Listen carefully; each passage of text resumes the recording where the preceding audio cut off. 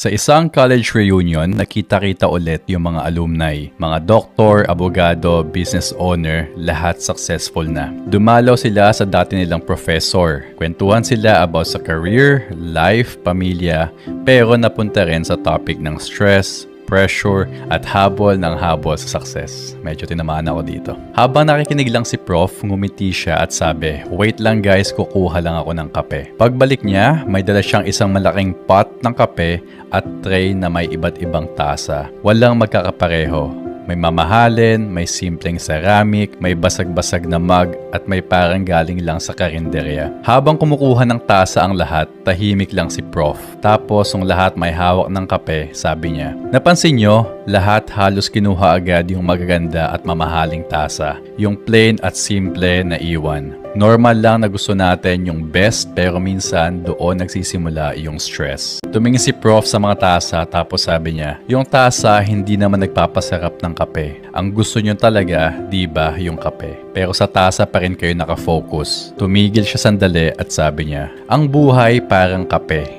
Yung trabaho mo, bahay, pera, status, yan yung mga tasa. Oo, importante sila, pero hindi sila ang essence ng life. Ang problema, masyado tayong nakafocus sa tasa, kaya hindi natin na-enjoy yung kape.